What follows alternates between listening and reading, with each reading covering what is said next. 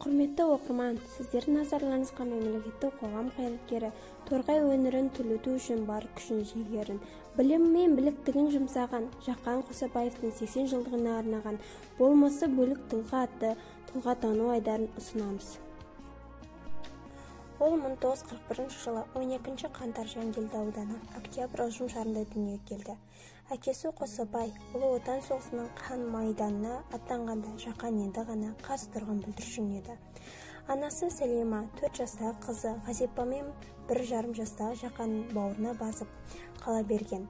Қос қолының қатарына кем қылмаймын деп ұжымшар басшы қайда жұмсаса да сонда барады. Фермада сауыншы, түнде күзетші болып бір тыным таппады.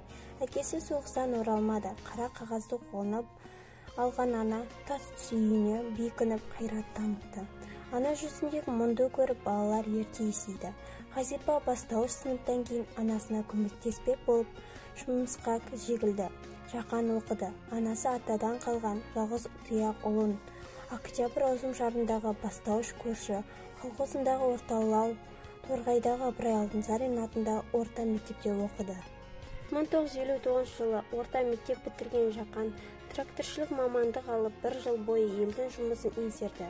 Содан соң Ресейдің Челябі ауыл шаруашылығы механикаландыру және электрлендіру институтына оқуға түсті. 1965 жылы институтты, 1965 жылы үздік бітірген соң ол Торғай селосындағы кәсіптік техникалық училиге оқытушы болып орналасады. Ұйымдастырылған қырымен көрінген жас маман Албарбекет совхозының гараж меңгерушілігіне тағайындалады.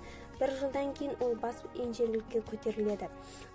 1967 жылдан Жангелді аудандық Комсомол комитетінің 2-ші хатшы, совхоз парткомының хатшысы, Қостанай селострой монтаж тресі, жылжымалы механикаландырылған коланың бөлімі бастығы, Жангелді аудандық партия комитетінің нұсқаушы, Албарбекет совхозының директоры, ауданды атқару комитетінің төрағасы.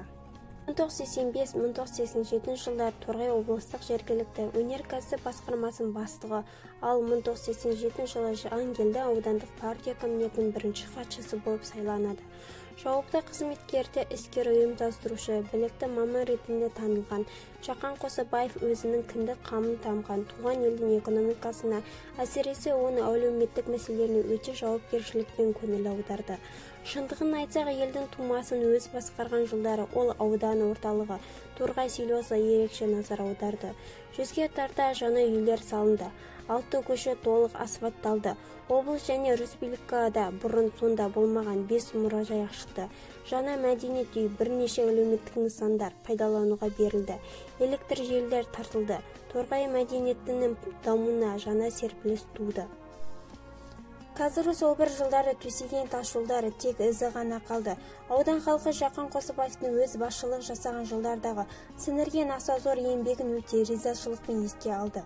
Шында да Жақан Қосабаев Жангелді ауданын басшылық жасаған жылдары ол нағыз өз елін сүйген азамат ретінде ғана емес, ісімен де көрсете білді. 1992 жылы Торғай облыстық ауыл шаруашылығы басқармасының бастығы, сосын облыс әкімінің 1-ші орынбасары қызметтерінде болады. Үлкен ұйымдастырушылық іскерлігімен танылған Жақан Қосабаев 1993 жылдың маусым айынан бастап 1995 жылдың қазан айына дейін Торғай облысының әкімі қызметін атқарды. Ол бірнеше ордендермен және медальдармен марапатталған. 1999 жылы 2-ші шақырылған Қазақстан Республикасы парламентінің депутаттылығына кандидат болады. Оның Торғай дуан атты кітабы 2000 жылы жарық көрді. Торғайдың бір туар азаматы, мемлекет және қоғам қайраткері Жақан Қосабаев 2007 жылға 8 желтоқсан күні дүние салды. Ол алтын ұясы Торғайына жерленді. Сол бір азалы сәтте Жақан өз тәрбиелеген інісі Ғабит Сүндетбаев оқыған мына жоқтау жыр есте қалыпты.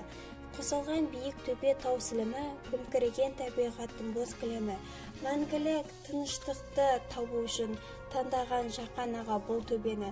Қол жайған қабыл болсын бататуға, еш кетпес еңбек еткен отанына. Туған жер Торғай деумен соқтау жүрек, қаласының мәңгі есте болып тұлға.